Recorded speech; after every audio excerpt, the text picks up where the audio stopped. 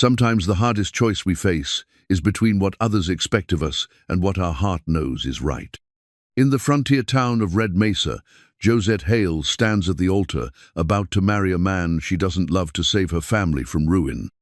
The church is packed with expectant faces, but her heart feels hollow as an old mine shaft. Then the heavy oak doors crash open with a sound like thunder. The church falls silent as every head turns toward the massive figure in the doorway. Asa Colt walks down the aisle, his boots echoing on wooden floors, until he stops right in front of the bride.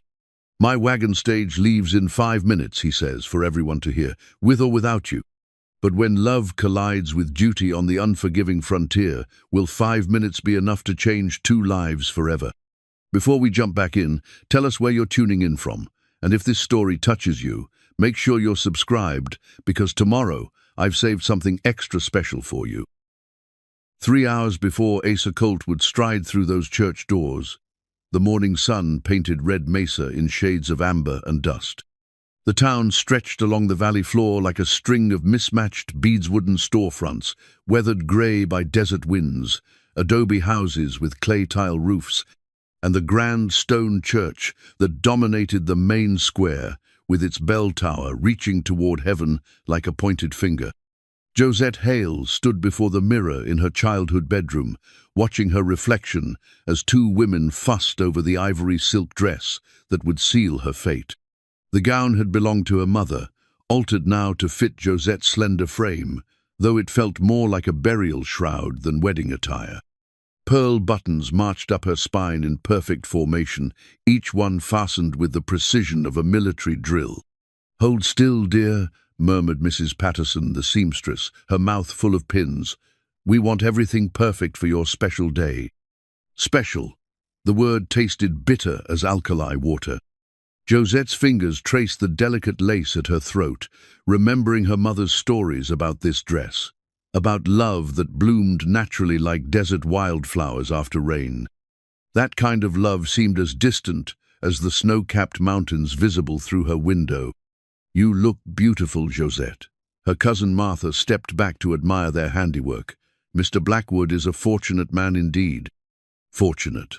Another word that sat wrong in Josette's chest.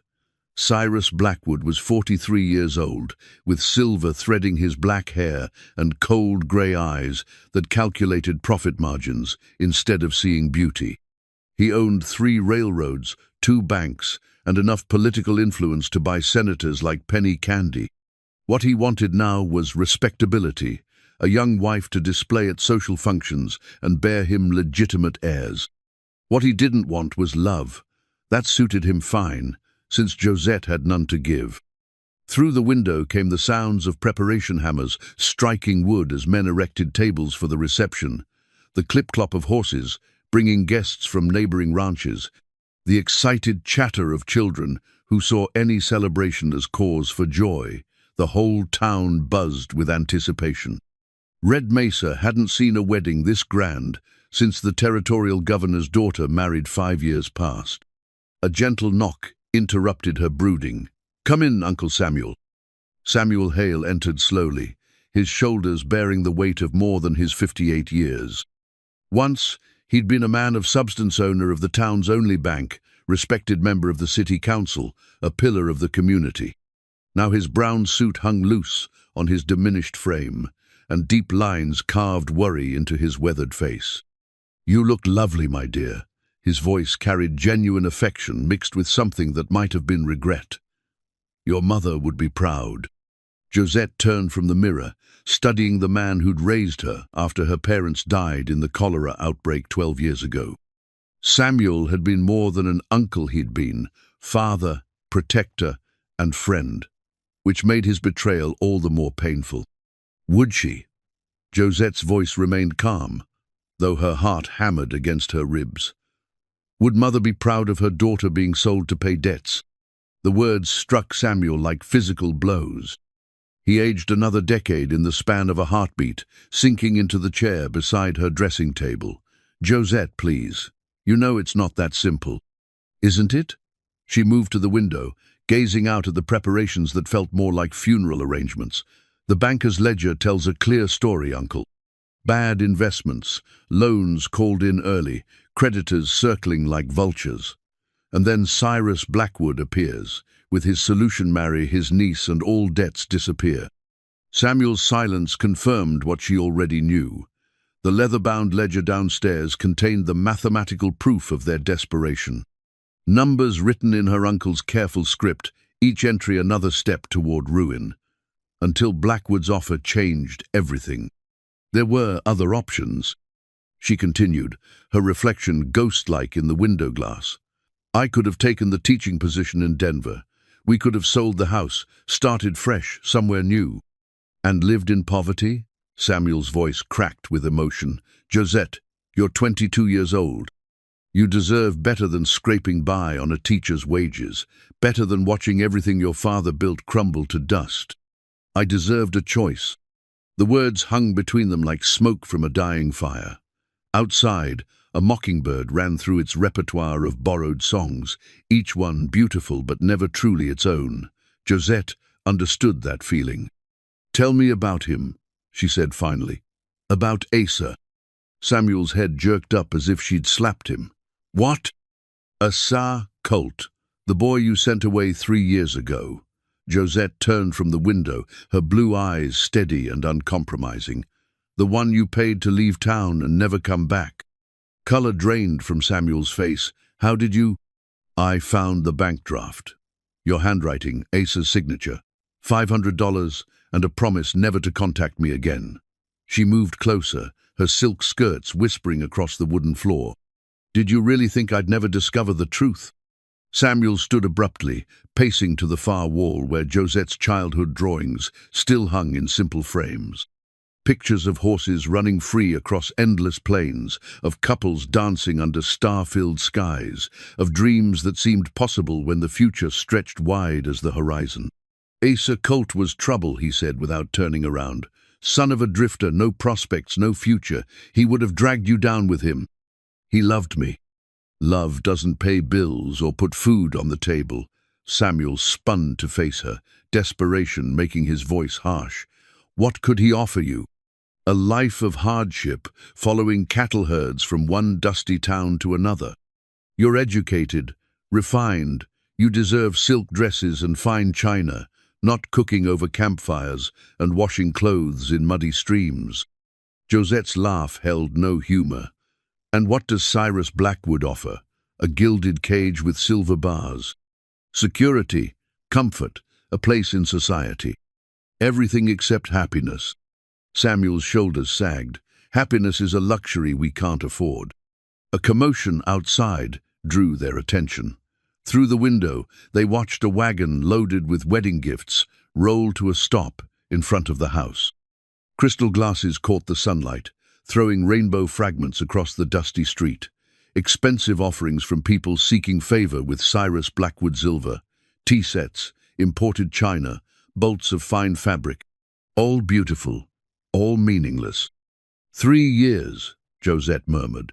3 years since you sent him away, and still every sunset makes me think of his smile. Every storm reminds me of his laughter. Do you know what that's like, Uncle? To carry someone in your heart like a sweet ache that never heals. Samuel's own pain showed clearly now. I thought you'd forget. I hoped. He stopped, unable to finish. You hoped I'd learn to love money more than joy. Josette smoothed her skirts, the silk cool and foreign beneath her palms. But some things can't be bought or sold or reasoned away. Mrs. Patterson bustled back in with the veil, its lace as delicate as spider webs. Time to finish preparing, dear. The ceremony begins in 2 hours. As the older woman arranged the veil over Josette's dark hair, Samuel caught his niece's eyes in the mirror. There's something else you should know about Asa Colt. What? He didn't take the money. Josette's heart stopped. What do you mean? The bank draft. It was never cashed. I found it among some old papers last week, still signed, but never deposited. Samuel's voice dropped to a whisper. Whatever his reasons for leaving, it wasn't greed. The revelation hit Josette like a physical blow. All these years, she'd wondered if Asa had chosen money over love, if $500 had been enough to make him abandon what they'd shared. Now she knew the truth he'd left for other reasons, carrying his love like a burden too heavy to set down. "Why are you telling me this now?" she asked. "Because in 20 minutes you'll walk down that aisle and speak vows that can't be undone. I want you to know." Samuel's voice broke completely. "I want you to know that whatever mistakes I've made, they came from love. Misguided, perhaps, but love nonetheless." Josette studied her reflection one final time. The woman in the mirror looked elegant and composed, every inch the bride society expected to see. But behind her blue eyes burned something wild and untamed, something that 3 years of careful living hadn't been able to extinguish. "I forgive you, uncle," she said softly, "but forgiveness doesn't change what must happen next." Samuel frowned. "What do you mean?" Before Josette could answer, church bells began to ring across the valley, their bronze voices calling the faithful to witness a sacred union.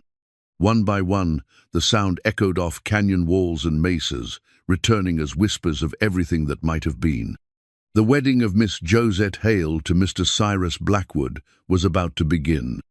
What none of them knew was that somewhere in the desert beyond town, a lone rider urged his horse toward Red Mesa, racing against time and destiny, carrying love in his heart and determination in his soul. The future balanced on a knife's edge, and the smallest breath of wind might send it tumbling in directions no one could predict. The church organ wheezed its opening notes as 200 souls packed into wooden pews, their Sunday best, creating a sea of dark fabric and nervous anticipation. Josette walked down the center aisle on Uncle Samuel's arm, her steps measured and deliberate, despite the chaos in her chest. The weight of every gaze pressed against her like a physical thing. Curious neighbors, business associates of Blackwood's, ranch families who'd traveled 50 miles to witness this union of money and necessity. At the altar waited Cyrus Blackwood in his finest black suit, silver watch chain gleaming across his vest like a badge of prosperity. His pale eyes tracked her approach with the satisfaction of a man claiming a prize long coveted. Beside him stood the territorial judge who would perform the ceremony, his weathered face solemn with the gravity of binding 2 lives together. Josette's fingers trembled against her uncle's arm as they reached the front of the church. Samuel's face was pale as cemetery marble, guilt and love warring in his expression as he prepared to give away the girl he'd raised as his own daughter. Behind them, the congregation rustled with expectation, programs fanning faces in the morning heat. "Dearly beloved," Judge Morrison began, his voice carrying to every corner of the packed church, "we are gathered here today to witness the holy union of—" The massive oak doors exploded inward with a crash that seemed to shake the very foundations of the building. Every head turned as one toward the back of the church. Silhouetted against the brilliant desert sunlight stood a figure that seemed carved from the landscape it sprawled, shoulders blocking the doorway, dusty boots planted wide, a black hat shadowing features that had haunted Josette's dreams for 3 long years. Asa Colt. He stood motionless for a heartbeat that stretched into eternity, letting his eyes adjust to the dim interior. Then he began walking down the aisle with the deliberate pace of a man who owned every step he took. His spurs rang against the wooden floor like a death knell, each footfall echoing in the stunned silence. He'd grown taller in their years apart, broader through the shoulders and chest.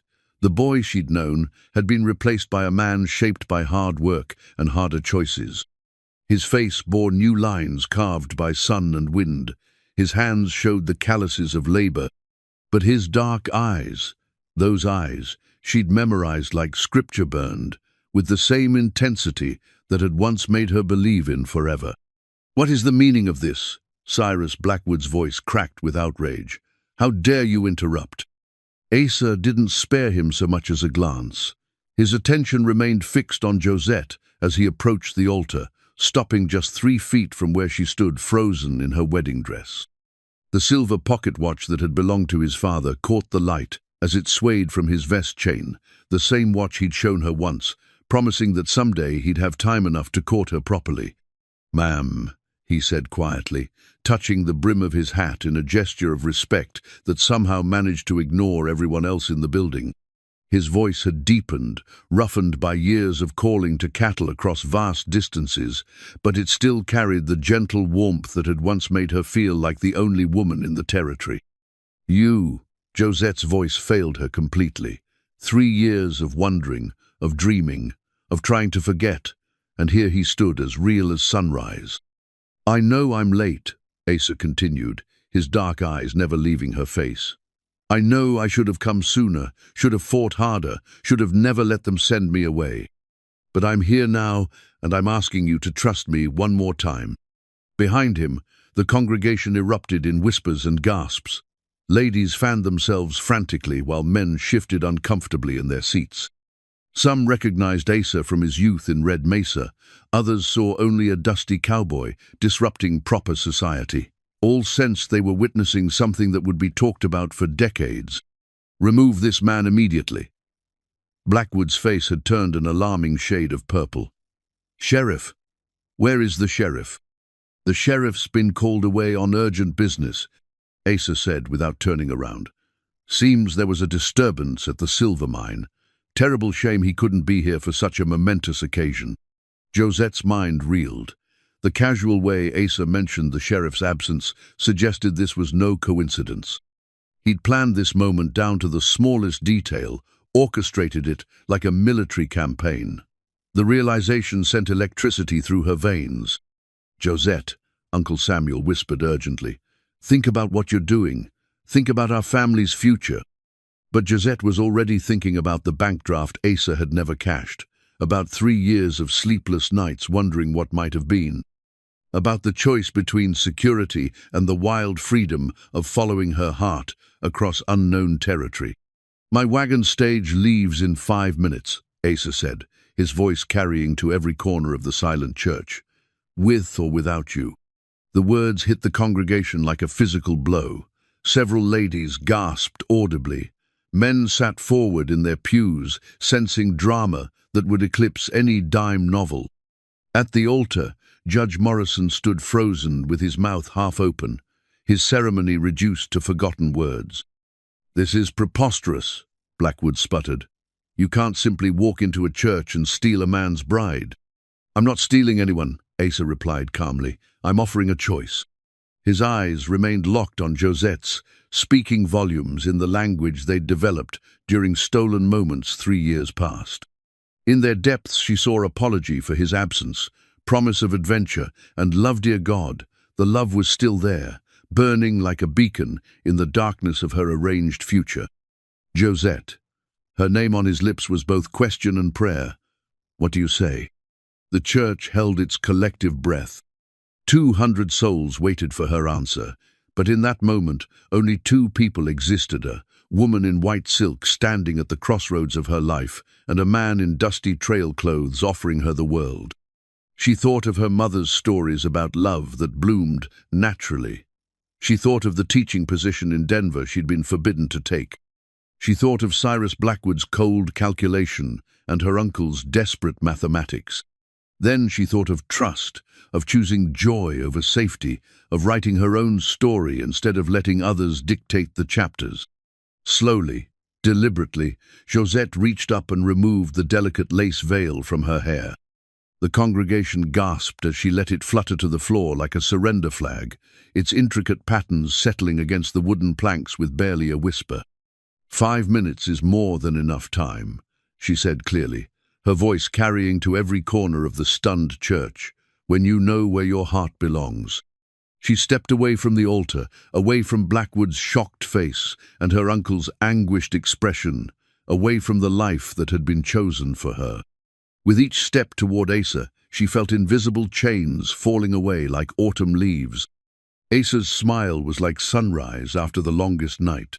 He offered his arm with the same courtly grace he'd shown when they were young and the world seemed full of possibilities. Shall we go see what adventures are waiting down the road? Lead the way, Mr. Colt. Together they turned toward the church doors, toward the brilliant desert sunlight and whatever lay beyond. Behind them, chaos erupted as Blackwood shouted for justice.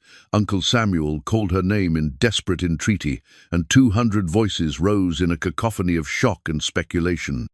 But Josette heard none of it. Her world had narrowed to the solid warmth of Asa's arm beneath her hand, and the sound of their footsteps echoing in perfect rhythm as they walked toward an uncertain but chosen future. The great doors swung wide, framing them in golden light as they stepped from the shadows of expectation into the blazing reality of love reclaimed. Outside waited a wagon loaded with supplies and hitched to two strong horses, evidence of Asa's careful planning and absolute faith that she would choose him. As they climbed onto the wagon seat, the church bells began to ring not in celebration of a union blessed by society. But as an alarm sounding the end of everything Red Mesa thought it knew about proper young ladies and their place in the world. The wagon wheels cut deep tracks in the desert sand as Red Mesa fell away behind them, the church bell still clanging its frantic alarm. Josette gripped the wagon seat with white knuckles, her wedding dress billowing in the hot wind like a flag of surrender to convention. Every muscle in her body vibrated with the magnitude of what she'd done, abandoning family, security, and respectability for a man she hadn't seen in 3 years, and a future as uncertain as tomorrow's weather. Asa drove with the easy confidence of someone who'd spent his life reading landscapes and calculating distances. His hands were gentle but firm on the reins, guiding the horses along a faint trail that led northeast toward the distant mountains. The silver pocket watch bounced against his vest with each jolt of the wagon, marking time like a metallic heartbeat.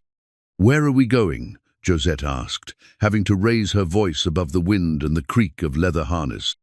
"Colorado Territory," Asa replied without taking his eyes from the trail ahead. "I've got a claim up there, good water, sweet grass, land that'll support cattle and dreams both. It's about a week's hard travel if we push steady and don't run into trouble. And if we do run into trouble?" His smile was grim. "Then we deal with it when it comes. Right now, we need to put as much distance as possible between us and whatever Blackwood's cooking up." As if summoned by his words, the sound of galloping hooves echoed off the canyon walls behind them. Josette twisted in her seat to see a cloud of dust rising from the direction of Red Mesa riders and coming fast. "How many?" Asa asked, already urging the horses to greater speed. "I can't tell, the dust's too thick, but it looks like more than just a search party." Asa's jaw tightened. "Blackwood moves faster than I figured, probably offered a bounty to every man in town with a horse and a gun." The wagon lurched as they hit rougher ground, but the horses were strong and fresh. Asa had chosen them well-matched pair of bays with the wind and stamina for long distances. Still, they were pulling a heavy load against mounted riders with blood up and money on their minds. "There," Asa pointed to a narrow canyon opening ahead. "If we can reach those rocks, we'll have cover and better defensive ground." The pursuing riders were gaining steadily, their shouts carrying on the desert air. Josette could make out individual figures, now at least 6 men, maybe more, riding hard and carrying rifles. Among them rode Deputy Marshal Hendricks, his badge glinting in the afternoon sun. "They've got law with them," she called over the thunder of hooves and wheels. "Bought law," Asa corrected grimly. "Hendricks has been in Blackwood's pocket since the railroad came through. He'll call this kidnapping and try to take you back by force if necessary." The canyon mouth loomed ahead, its red stone walls promising shelter but also potential trap. If their pursuers reached the entrance before they could find a way out the other side, they'd be pinned like cattle in a pen. Asa guided the wagon between towering sandstone formations, their walls rising like cathedral spires on either side of a narrow passage barely wide enough for the vehicle. The hoofbeats behind them echoed strangely in the confined space, multiplied and distorted until it sounded like an army of pursuit.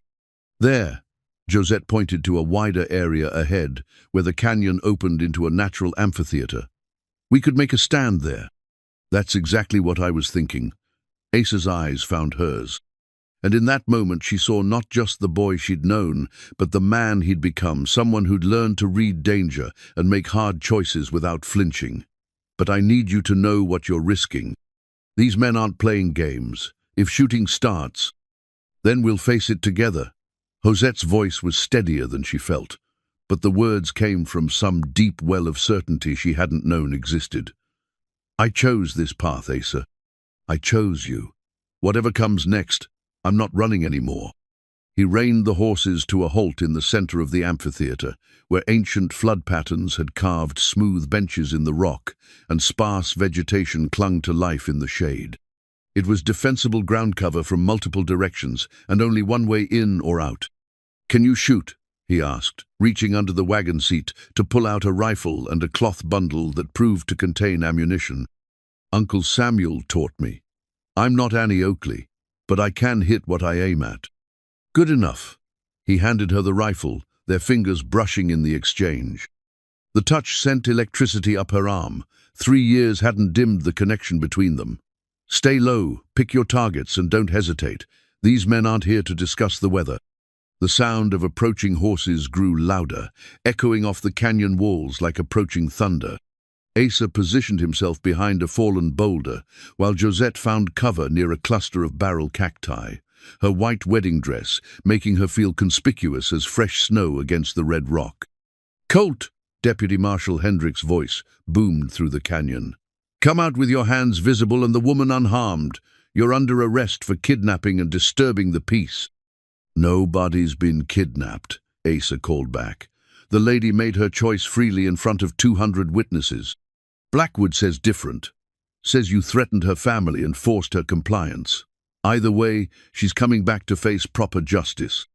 Josette felt anger flare in her chest, the casual assumption that her choices needed male approval, that her voice in the matter carried no weight. She'd spent her whole life being told what was best for her, what was proper, what was expected. No more. "I speak for myself," she shouted, surprising both Asa and their pursuers. "I'm 22 years old and of sound mind. I chose to leave that church, and I choose to stay with Asa Colt." A moment of silence followed, then Hendrick's voice again, colder now. "Ma'am, you're obviously under duress. Mr. Blackwood's willing to overlook this temporary lapse in judgment if you come peaceful-like. Otherwise, we'll have to use force to ensure your safety." The sound of rifles being cocked echoed through the canyon. 6 men with weapons against 2 people with 1 rifle and whatever pistol Asa might be carrying. The mathematics weren't encouraging.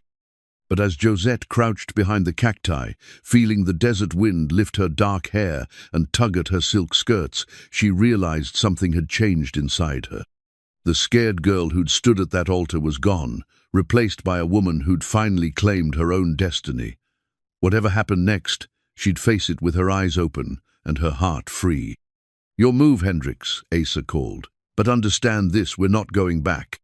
The deputy's answer came in the form of a rifle shot that spanged off the rocks above their heads, sending stone chips flying like angry hornets.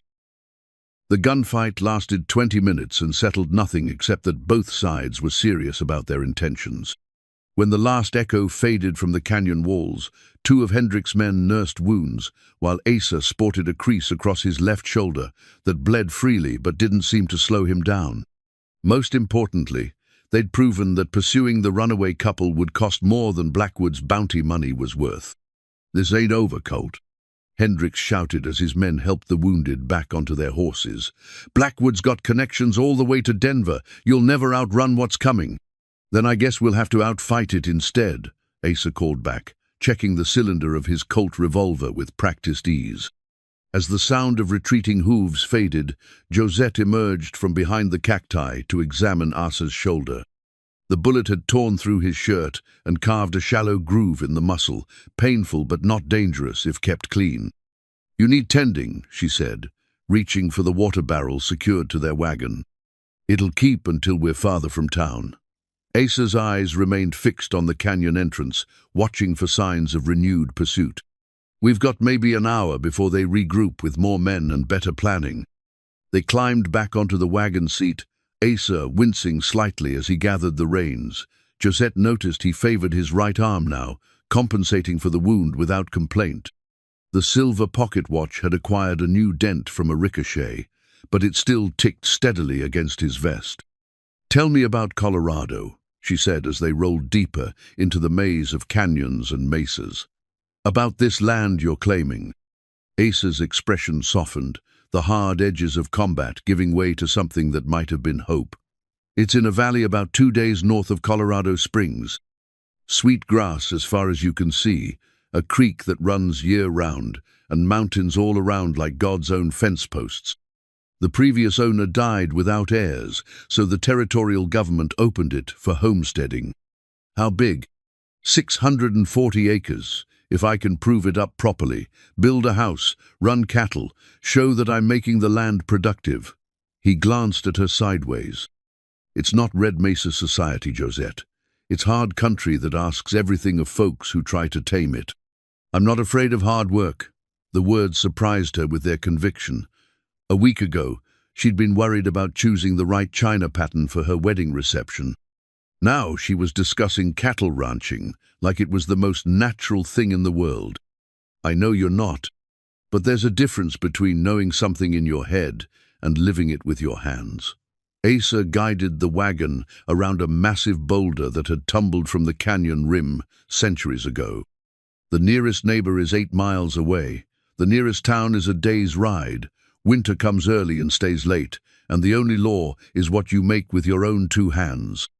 Josette thought about this as they traveled, the reality of her choice beginning to settle like sediment in still water. She'd traded silk dresses for homespun, china teacups for tin mugs, social calls for endless days of isolation. But she'd also traded security for freedom, predictability for adventure, and empty respectability for love. They stopped at sunset beside a natural spring that bubbled up from underground and created a small oasis in the desert waste. Cottonwood trees provided shade while their horses drank deeply, and Asa finally allowed Josette to clean and bandage his shoulder wound.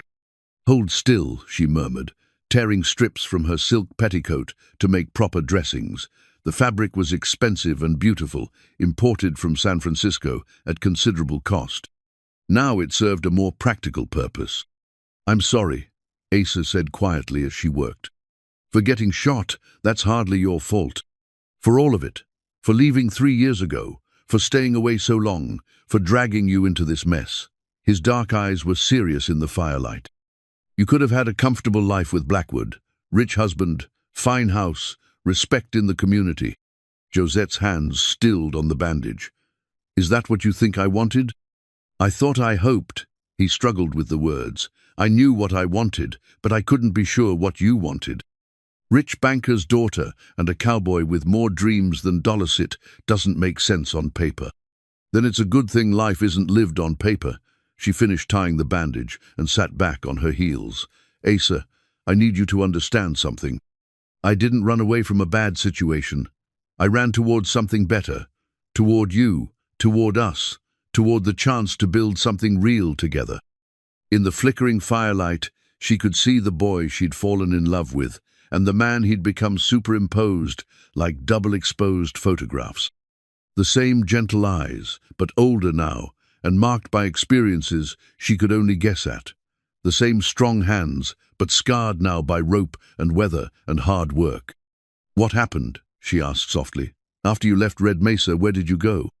Asa poked at the fire with a stick, sending sparks spiraling up toward the star-filled sky. "North, mostly. Worked cattle drives, broke horses, saved every penny I could scrape together. Spent a winter in Wyoming that nearly killed me, and a summer in Kansas that made me appreciate why people fight over water rights." He reached into his vest and pulled out the silver pocket watch, its surface now bearing the fresh dent from their encounter with Hendricks. But there was something else hidden in the back of the case. Protected by glass was a small tintype photograph of a young woman with dark hair and serious eyes. Josette's photograph, the one he'd asked for before leaving Red Mesa. "I carried you with me," he said simply. "Every mile, every job, every night under strange stars. You were the reason I kept going when everything else seemed hopeless." She reached for the watch, her fingers tracing the familiar curves of her own younger face. "Why didn't you write? Why didn't you try to contact me? What could I offer? Love and uncertainty and a future that might never come." Asa's voice was rough with old pain. "Your uncle was right about one thing you deserved better than following a broke cowboy from one temporary job to another. That wasn't your choice to make." I know that now. He closed the watch case with a soft click. Took me 3 years to realize that denying you the choice was worse than risking your rejection. Josette studied his face in the firelight, seeing the weight of loneliness and regret he'd carried. Here was her grandmother's ring, hidden in her dress pocket, the only thing of real value she'd brought from her old life. She pulled it out now, a simple gold band, set with a small diamond that had belonged to 3 generations of women who'd chosen love over convenience. "This was my grandmother's," she said, holding it so the firelight caught the small stone.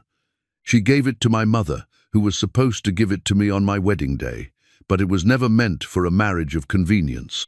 She held out her hand to Asa, her meaning clear. "Some choices are worth waiting for."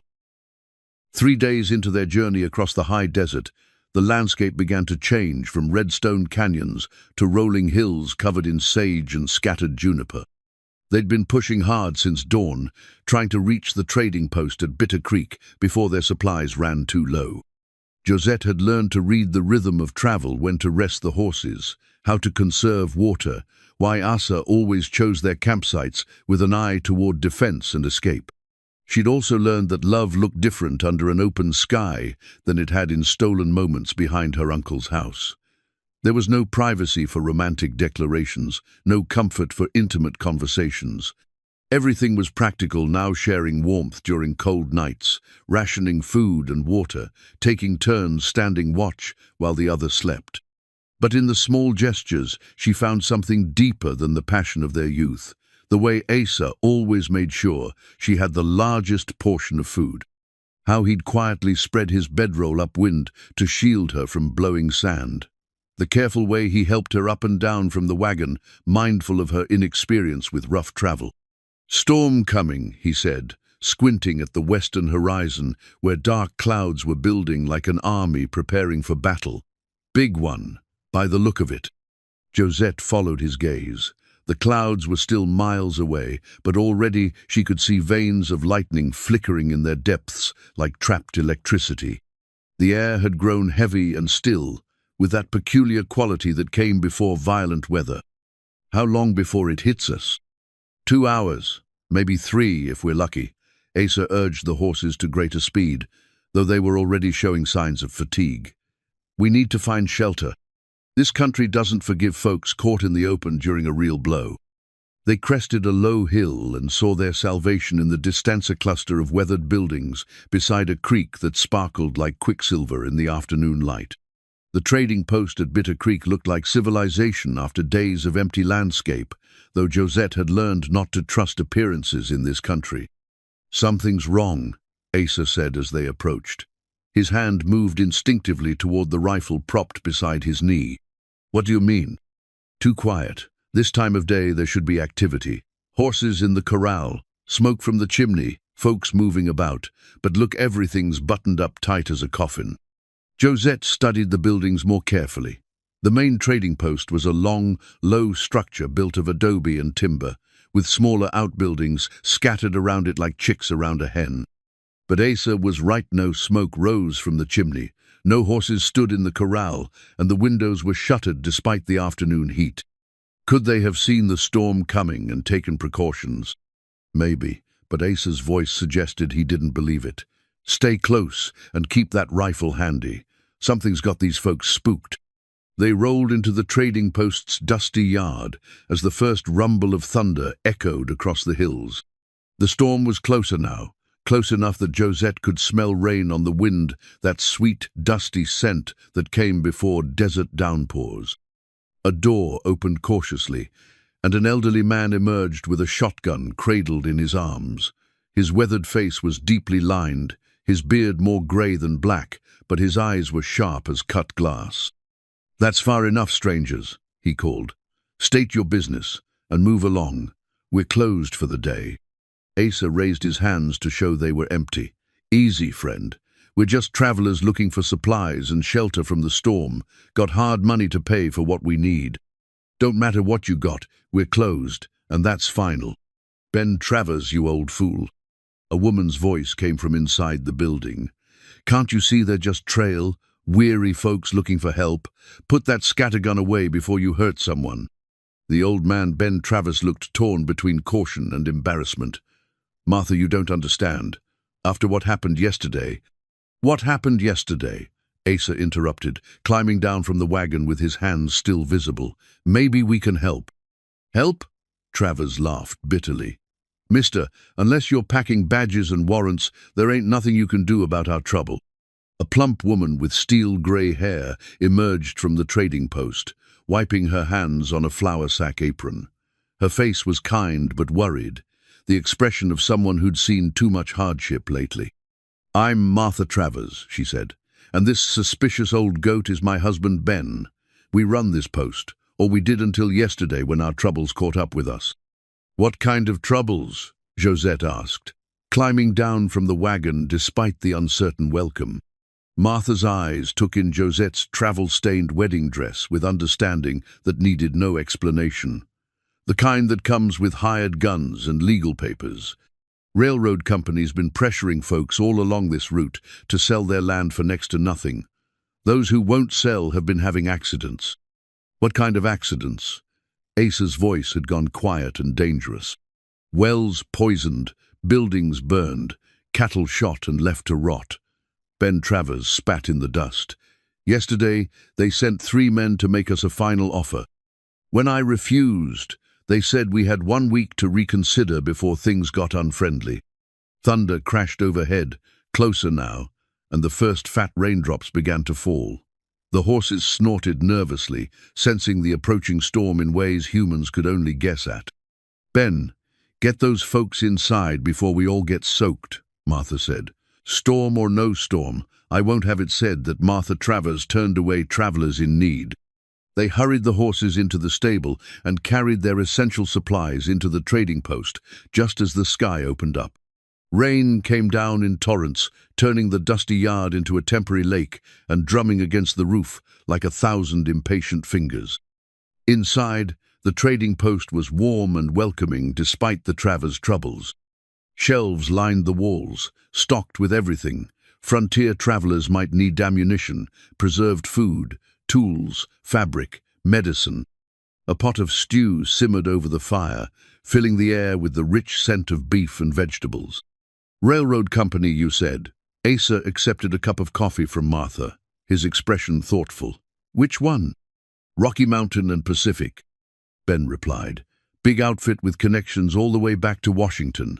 They're building a spur line through this country, and our post sits right where they want to put their depot."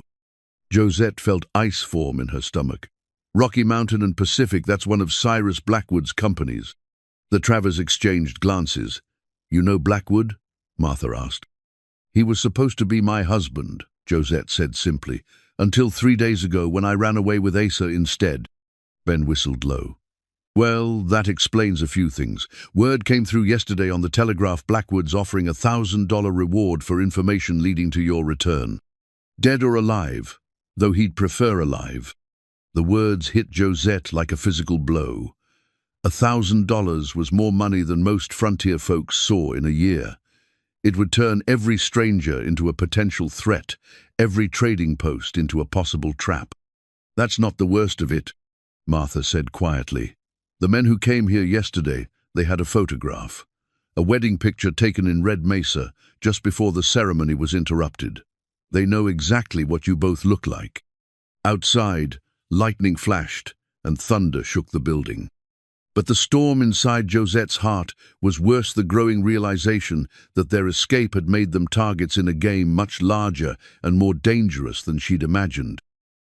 The storm raged through the night, turning creeks into rivers and trails into muddy traps. By morning, the world looked washed clean, but their situation had grown more complicated. Ben Travers had spent the dark hours pacing and muttering, while Martha worked quietly at her stove, cooking breakfast with the methodical precision of someone using familiar tasks to manage fear. "Can't stay here," Asa said over coffee that was strong enough to wake the dead. "Every hour we linger puts you folks in more danger." "And where will you go?" Ben asked. "Every trading post, every town, every ranch between here and Colorado will have that photograph by now. Blackwood's got the telegraph lines humming with your descriptions." Josette fingered the compass rose necklace that Asa had given her the night before, a simple silver pendant on a leather cord, nothing fancy but beautiful in its plainness. He'd carved it himself during the long winter in Wyoming, he'd said, thinking of her and the direction his life needed to take. "There are other ways to travel," she said quietly. "Paths that don't go through towns or trading posts." "Indian trails," Martha nodded. "But that's dangerous country for white folks, especially now. There's been trouble with renegade bands all summer." "More dangerous than Blackwood's bounty hunters?" Asa asked. Ben considered this. "Maybe not, but you'd need a guide, someone who knows the old routes, and you'd need to travel light, no wagon, just what you can carry on horseback." "I know someone," Martha said suddenly. "My nephew Tommy's been trading with the Ute bands for years. Speaks their language, knows their ways. He might be willing to guide you for the right price." "Where is he?" "Should be coming through here today or tomorrow. He runs a circuit through this country, carrying goods to the remote settlements." Martha refilled their coffee cups. "Course, that's assuming you're willing to trust your lives to a half-breed kid who's never been more than 50 miles from where he was born." The sound of approaching horses interrupted their conversation. Ben grabbed his shotgun while Asa moved to the window, peering through a gap in the shutters. "3 riders," he reported, "coming in slow and careful like they're expecting trouble." "That'll be Tommy," Martha said with relief. "He always brings 2 pack animals when he's making the circuit." But when the riders came into full view, Josette's blood turned to ice water. The man in the lead wasn't the young guide they'd been expecting. It was Deputy Marshal Hendricks, his badge glinting in the morning sun. Behind him rode 2 men she didn't recognize, both carrying rifles and wearing the hard expressions of professional manhunters. "Back door," Ben whispered urgently. "Through the storeroom there's a trail that leads up into the rocks." Asa was already gathering their supplies, moving with the quick efficiency of someone who'd learned to pack fast and travel light. "What about you folks? Hendricks won't believe you haven't seen us." "We'll handle Hendricks," Martha said grimly. "Been dealing with his type for 30 years. You just worry about getting away clean." Josette grabbed the few personal items she'd brought from Red Mesa, her mother's Bible, a daguerreotype of her parents, and the compass rose necklace that already felt like a talisman. Everything else would have to be left behind, including the wedding dress that had become both symbol and burden. "This way." Ben led them through the cluttered storeroom toward a door that opened onto the hillside behind the trading post. "Follow that deer trail up through the rocks. About 2 miles north, you'll find an old line shack that's been abandoned for years. Wait there until dark, then decide your next move." "We can't thank you enough," Josette began, but Martha cut her off with a fierce hug. "Don't thank us, child. Just live free and love true. That's thanks enough for any decent person." They slipped out the back door as Hendricks and his men approached the front. Josette could hear the deputy's voice, carrying on the morning air, demanding information with the authority of bought law and unlimited resources.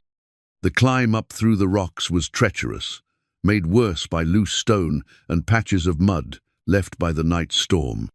Josette's town-bred legs burned with the effort, but she pushed on without complaint.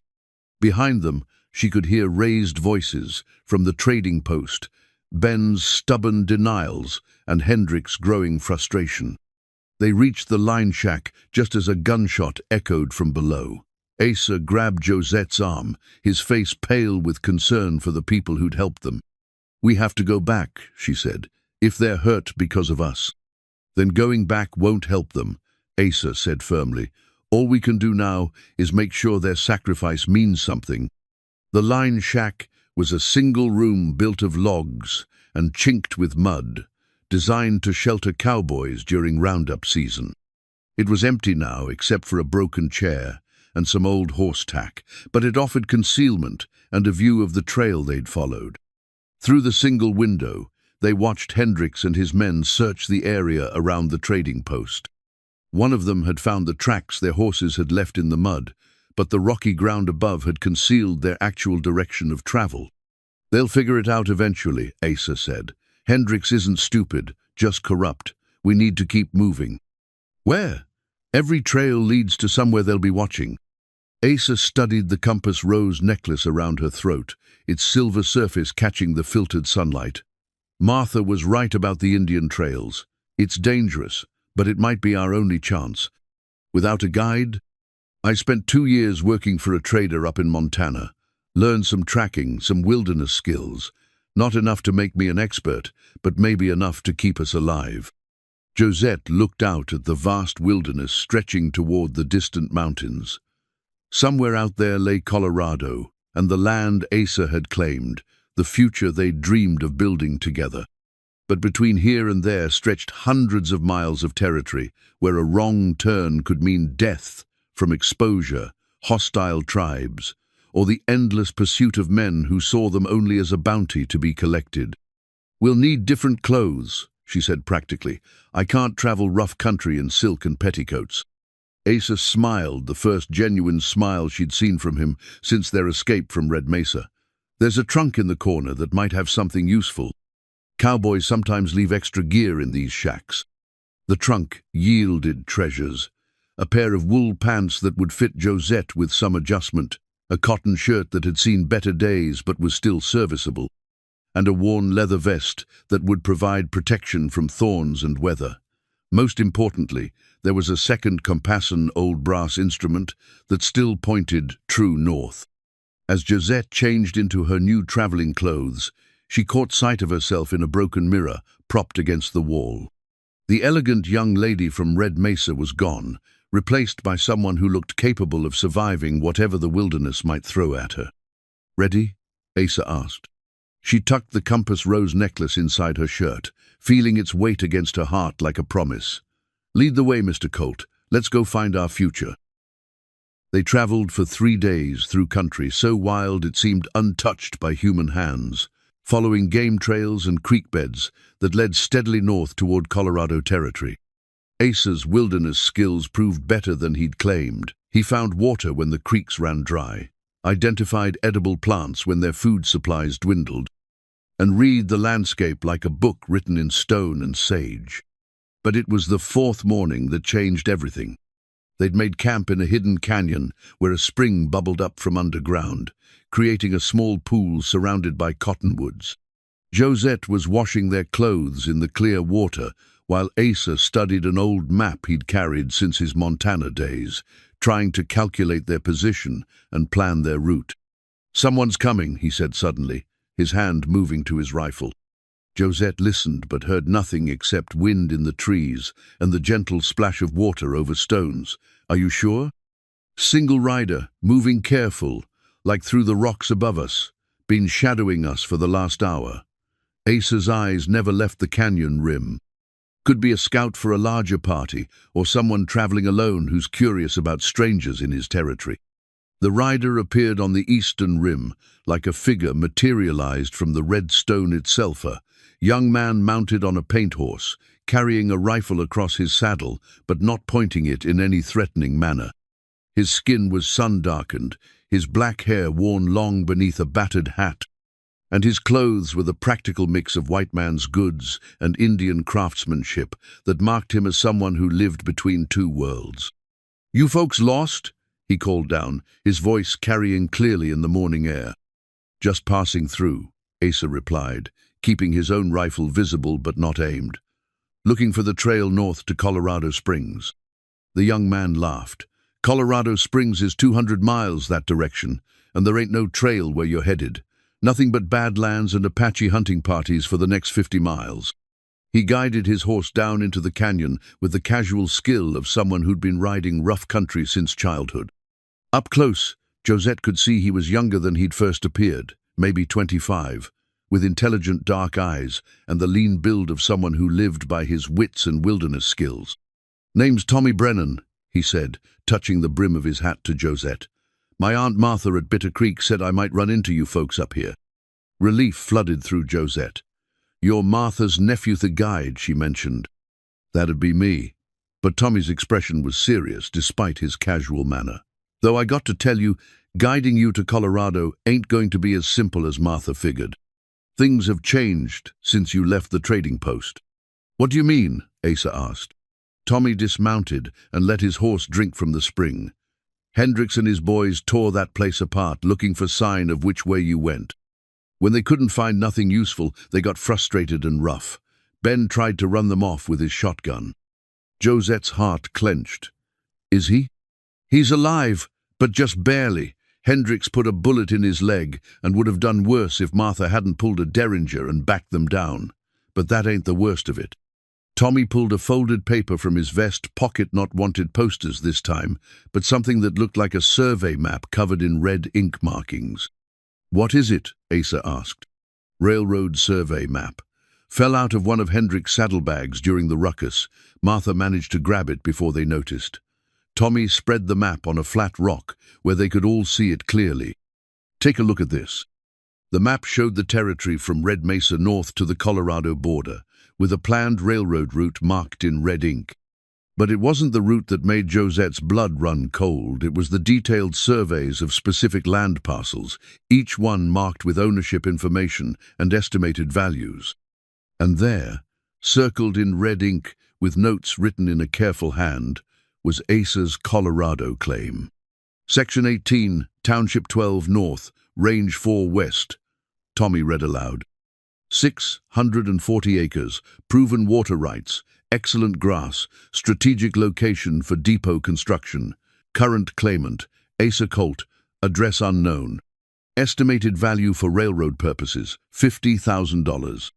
The numbers hit like a physical blow. $50,000 more money than most people saw in a lifetime, enough to build a railroad empire or buy a small army. That's impossible, Asa said. It's just ranch land, good grass and water, but nothing special. Tommy pointed to a series of dotted lines that crossed directly through Asa's property. See these marks? That's the planned route for the main line from Denver to California. Your land ain't just good for ranchingits, the perfect spot for a major depot and switching yard. Control that property, and you control rail traffic through the entire territory.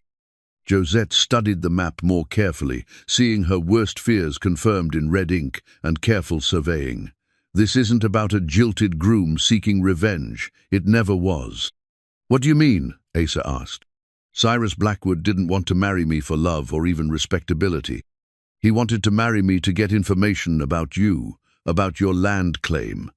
The pieces were falling into place with horrible clarity. Uncle Samuel must have mentioned your Colorado property when he was negotiating the marriage terms. Blackwood realized what it was worth and saw a way to eliminate a potential obstacle. Tommy nodded grimly. Makes sense. Marry the banker's niece. Get social standing and information both. When you ran off with Colt instead, he had to switch to more direct methods. The bounty, Asa said slowly. It was never about bringing Josette back. It was about making sure I never reached Colorado to file my claim. Dead or alive, Josette whispered, remembering Martha's words. He'd prefer alive, because then he could force you to sign over the land rights. But dead would work just as well, harder to file claims from the grave. The spring morning suddenly felt cold, despite the warming sun. They'd been running from what they thought was personal vendetta, but they'd actually stumbled into the middle of a corporate war over land rights worth a fortune. There's more, Tommy said reluctantly. According to this map, Blackwood's company has been buying up property all along the planned route.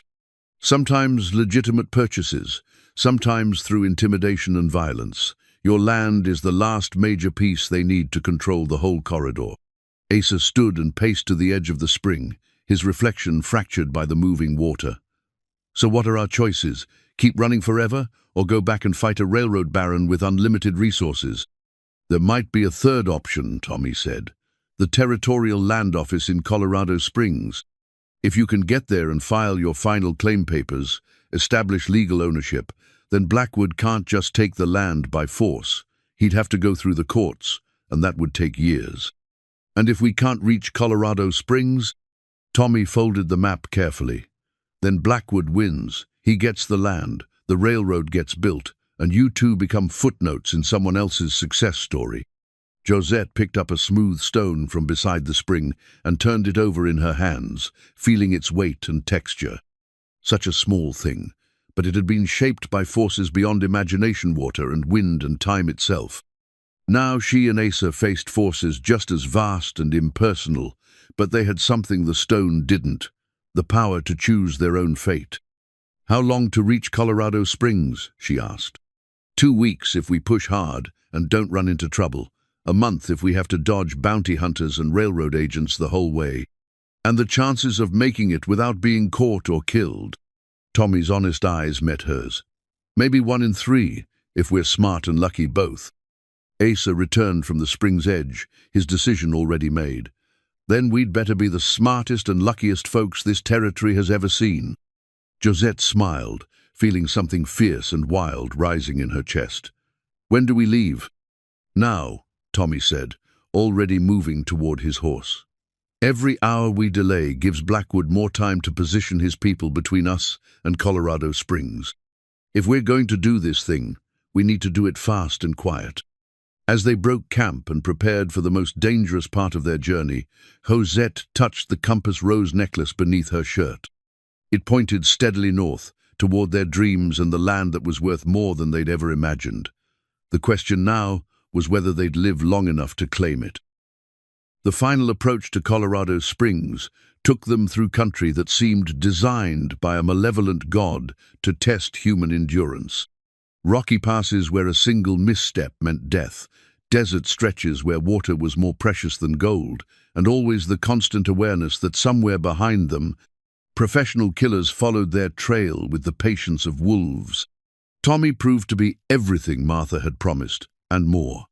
He knew every waterhole, every game trail, every place where travelers could find shelter from both weather and pursuit. More importantly, he understood the delicate politics of a territory where white settlers, Mexican ranchers, and various Indian tribes created a shifting web of alliances and hostilities. "Smoke ahead," he said on their 13th day, pointing toward a thin column rising from the valley below. "That's Colorado Springs. We made it."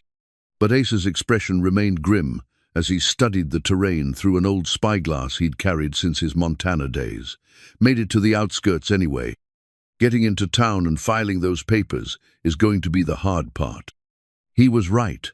Even from this distance, they could see riders positioned at strategic points around the settlementmen, who sat their horses with the casual alertness of sentries, watching every trail that led toward the territorial land office. "Blackwood's people?" Josette asked. "Has to be.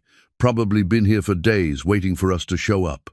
Tommy accepted the spyglass and made his own survey of the situation. "I count at least 8 men in position to watch the main approaches. Could be more we can't see from here." They made camp in a grove of aspens that provided concealment while they planned their approach. Asa's father's rifle lay across his knees, its worn wooden stock polished smooth by generations of careful hands. The weapon had belonged to his grandfather before that, carried through Indian wars and cattle drives, always maintained in perfect working condition. Now it might be called upon to defend dreams as well as lives. "Tell me about the land office," Asa said to Tommy. "Layout, security, the kinds of people who work there." "Single-story building on Main Street, right next to the bank. Territorial clerk named Morrison handles most of the filings, honest man, but nervous as a cat in a thunderstorm. There's usually a deputy marshal around during business hours, but he's more concerned with drunks and thieves than land disputes." "What about back entrances, other ways to reach Morrison without going through the front door?" Tommy scratched his chin thoughtfully. "There's an alley behind the building, but it's narrow and easy to watch. Better might be to create some kind of distraction, draw attention away from the land office while you slip in and file your papers." "What kind of distraction?" Josette asked. "Something loud and attention-getting, but not so dangerous that innocent folks get hurt." Tommy's eyes held a spark of mischief that reminded Josette of her own childhood pranks. "I've got some ideas, but they'd require perfect timing and a fair amount of luck."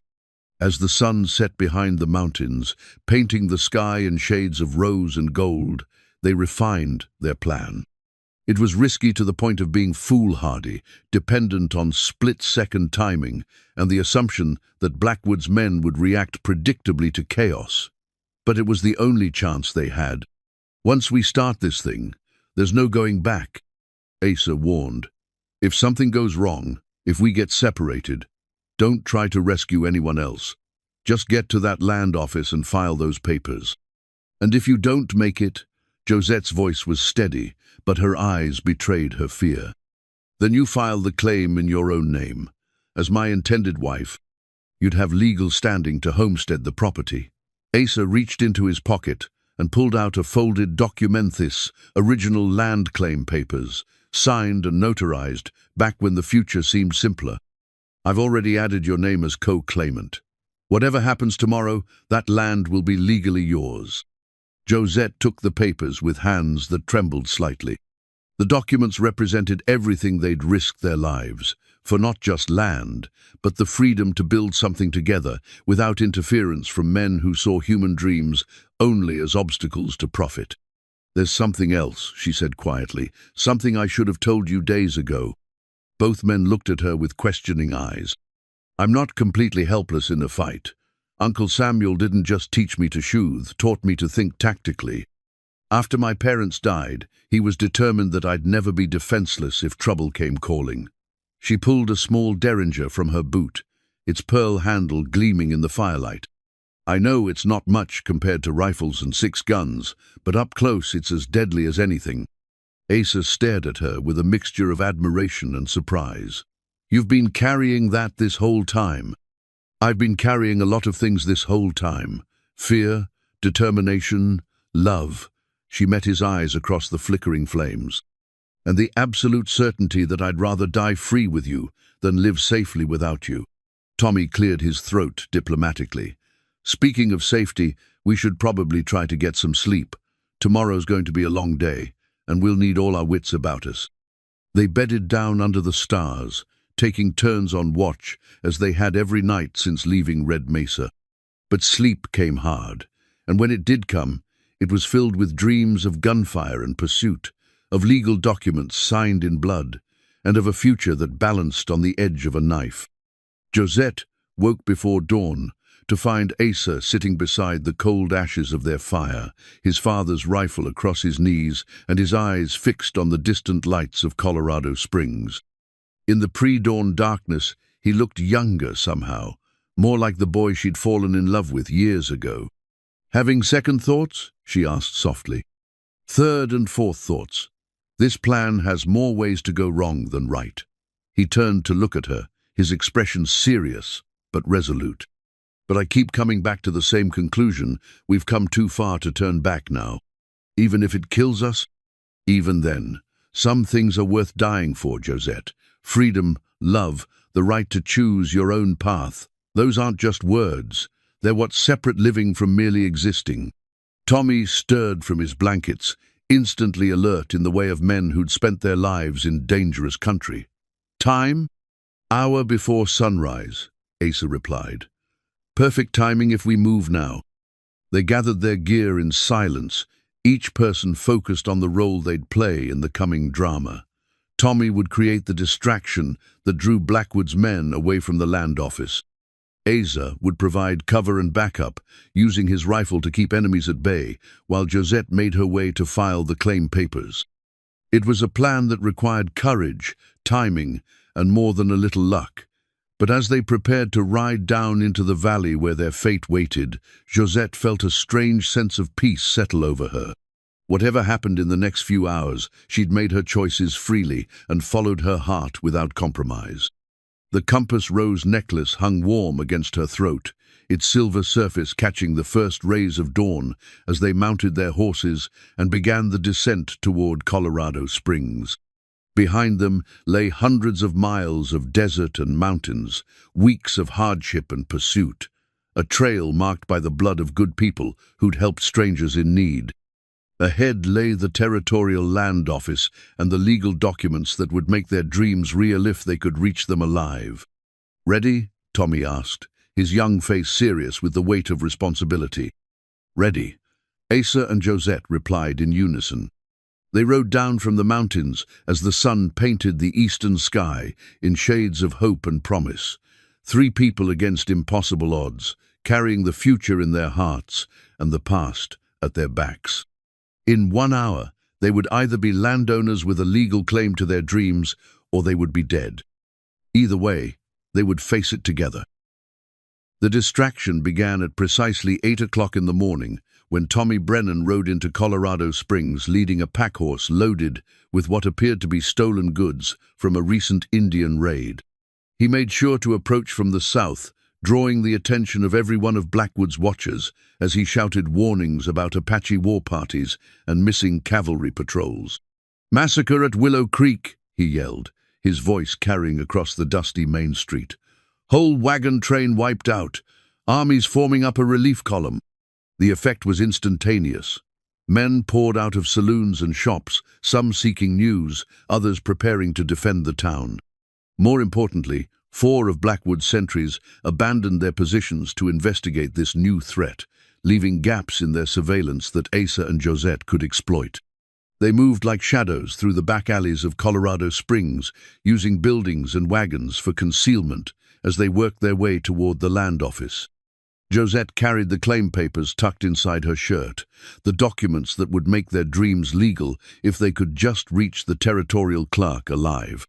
"There," Asa whispered, pointing to a narrow gap between 2 buildings that would bring them out directly behind the land office. 50 yards, and we're home free." But as they prepared to make their final dash, a familiar voice called out from the street behind them. "Well, well, if it isn't the runaway bride and her cowboy lover." They turned to find Cyrus Blackwood himself, standing in the mouth of the alley, flanked by 2 professional gunmen whose hands rested casually on their weapons. The railroad baron looked exactly as Josette remembered: cold grey eyes, expensive clothes, and an air of absolute certainty that money could solve any problem. "Hello, my dear," Blackwood said to Josette with mock courtesy. "I do hope you've enjoyed your little adventure in primitive living. I'm sure you're ready to return to civilization now." "I'm exactly where I belong," Josette replied, her hand moving toward the derringer in her boot.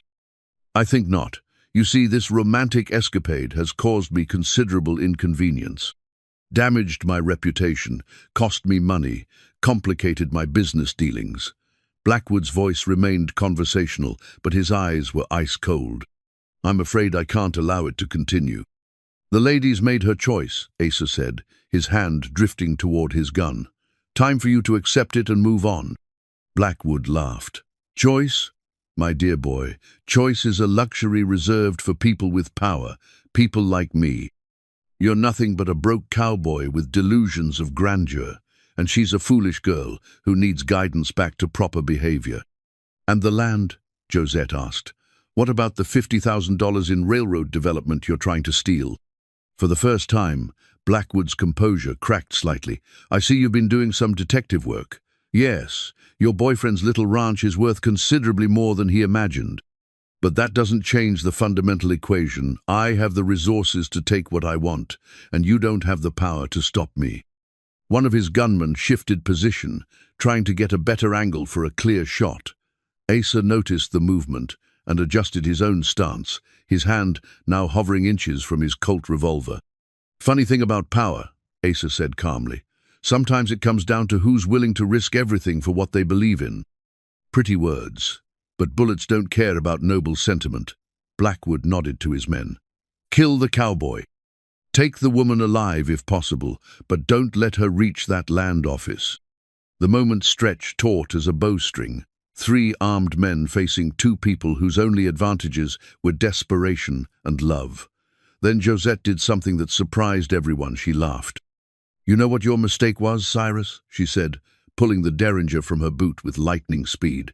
"You assumed I was the same helpless girl who stood at that altar in Red Mesa."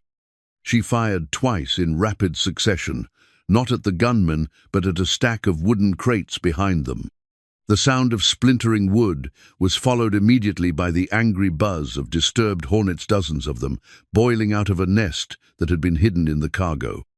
Chaos erupted as the gunmen found themselves under attack by insects that showed no respect for expensive clothes or professional reputations.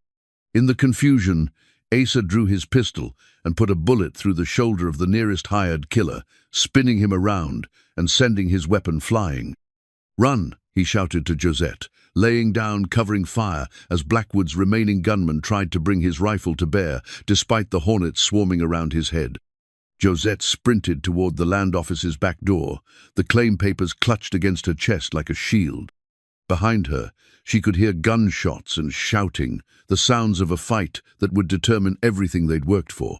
The back door was locked, but desperation gave her strength she didn't know she possessed. She threw her shoulder against the wooden panel, felt it give slightly, then hit it again with everything she had. The door burst open just as a makeshift wedding ring, fashioned from a bent horseshoe nail, caught the morning light on her finger. Asa's promise, given during their flight across the desert, that their love would be forged strong under pressure. Josette burst through the back door of the territorial land office to find herself face to face with a startled clerk who dropped his coffee cup at her sudden appearance. Papers scattered across his desk as he jumped backward, his eyes wide with shock at the dusty, armed woman who'd just broken into his normally quiet office. "Don't move," she said, pointing her empty derringer at him with hands that shook from adrenaline. "I need to file a land claim, and I need to do it right now." "Ma'am, proper procedure," the clerk stammered, his thin face pale with confusion. "My name is Josette Hale, and this is a legal homestead claim for Section 18 Township, 12 North, Range 4 West." She slammed the documents onto his desk, the papers that represented everything she and Asa had risked their lives to preserve. "I demand you process this filing immediately." Outside, the sounds of the gun battle continued. She could hear Asa's voice shouting orders to Tommy, the crash of overturning furniture, and the angry buzz of hornets that had turned a calculated confrontation into pure chaos. The clerk's nameplate read, H. Morrison stared at the documents with the horrified fascination of a man watching his quiet world collapse into violence and disorder. "Ma'am, there are procedures forms to fill out, fees to pay, verification requirements." "The fees are right there." Josette pointed to the gold coins Asa had included with the papers every cent they'd saved for this moment. "And as for verification, I'm standing right here verifying that this claim is legitimate." Morrison's hands trembled as he picked up the documents, his clerk's training warring with his basic survival instincts.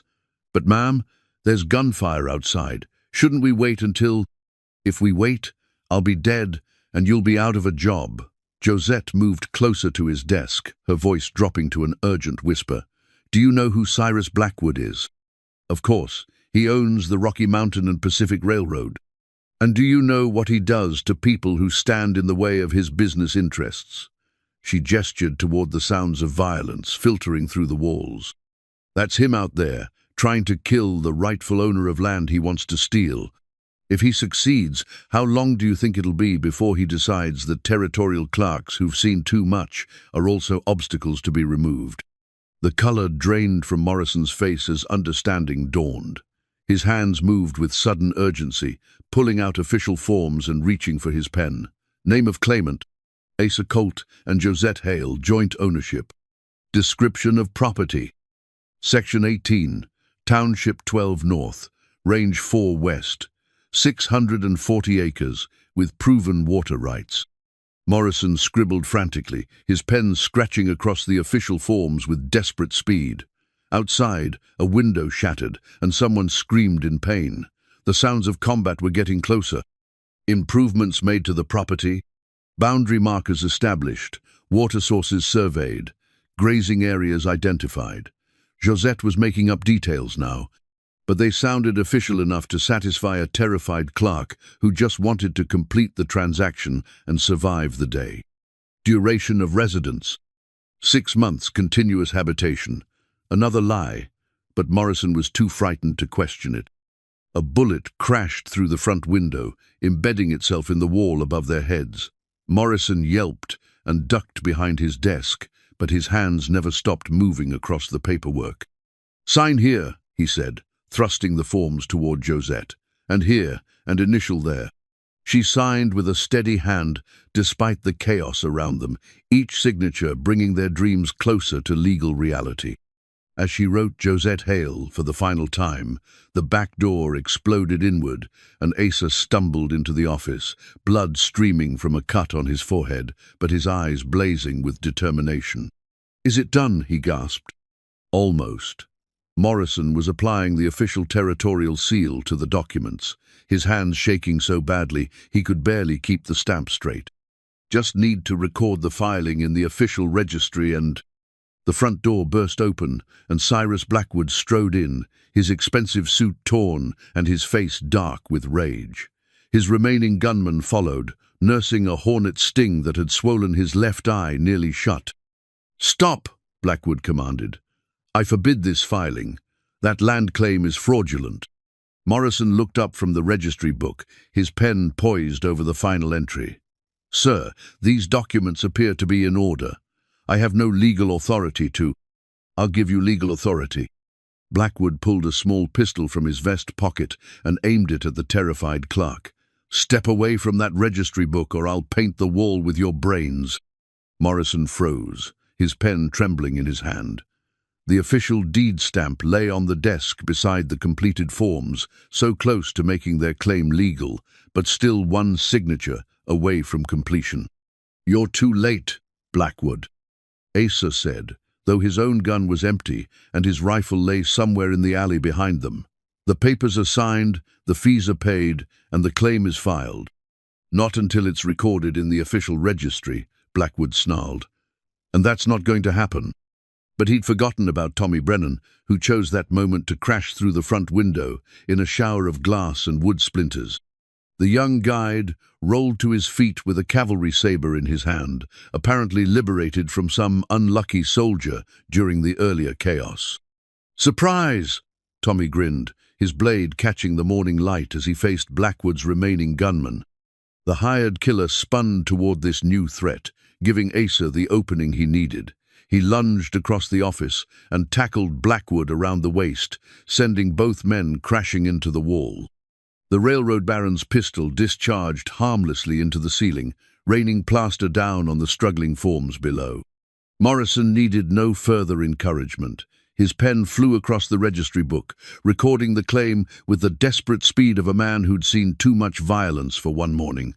"Filed!" he shouted. "Official as of—" he consulted his pocket watch. 8:47 in the morning, July 15th. He slammed the deed stamp down on the final document with a sound like a judge's gavel, and suddenly the room fell silent, except for the heavy breathing of exhausted combatants.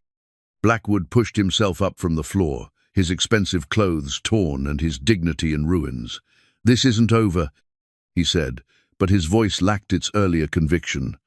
"I have lawyers, political connections, influence, and we have legal ownership," Josette interrupted, holding up the stamp deed that made their claim official. "Recorded in the territorial registry and witnessed by a government official. Try to steal our land now, and you'll be fighting the law itself."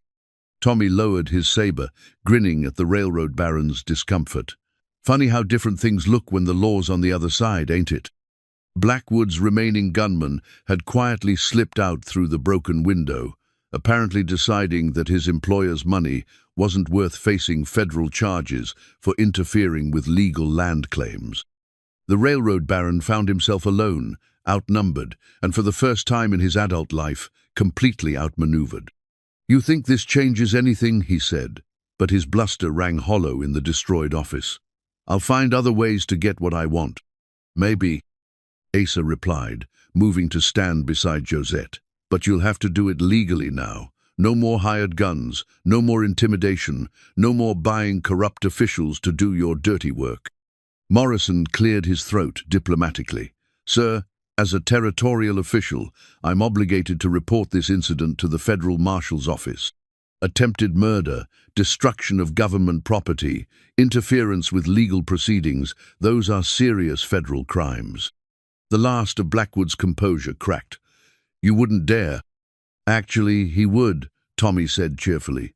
"See, Morrison here's got a brother who works for the Denver newspapers. Be real interesting to see what the territorial governor thinks about railroad barons trying to murder homesteaders and steal their land." Blackwood's face went through several shades of rage before settling on pale defeat. He straightened his torn jacket with as much dignity as he could muster and walked toward the broken doorway. "This isn't finished," he said one final time. "Yes, it is," Josette replied firmly, slipping her hand into Asa's. "We chose love over fear, and we won." As Blackwood disappeared into the morning sunlight, Josette looked around the destroyed land office, broken glass, scattered papers, bullet holes in the walls, and a terrified clerk, still clutching his pen like a weapon.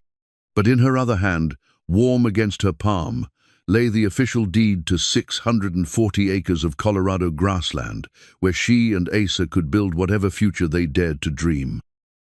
6 months later, Josette stood in the doorway of their half-built cabin, watching Asa guide their new plow horse through the rich Colorado soil. The morning air was crisp with the promise of autumn, and golden aspen leaves danced on the breeze like scattered coins. Their first crop of winter wheat was already sprouting in neat green rows, a testament to the fertility of land that had been worth killing for. The hand-built cabin door behind her was rough-hewn pine, fitted with leather hinges and secured with a wooden latch Asa had carved during the long evenings when winter storms kept them inside. It wasn't fancy, but it was theirs, the first thing they'd built together on their own land, solid and weatherproof and filled with the kind of contentment that money couldn't buy. "Coffee?" she called, and Asa waved acknowledgement without stopping his work. The plow turned the earth in long, dark furrows that would feed them through the coming winter and provide seed money for expanding their small operation. As she poured coffee from the pot that always seemed to be brewing on their wood stove, Josette reflected on how much had changed since that desperate morning in the Colorado Springs land office. The legal battle with Blackwood had continued for months, conducted through lawyers and court filings rather than guns and hired killers. But their deed was solid.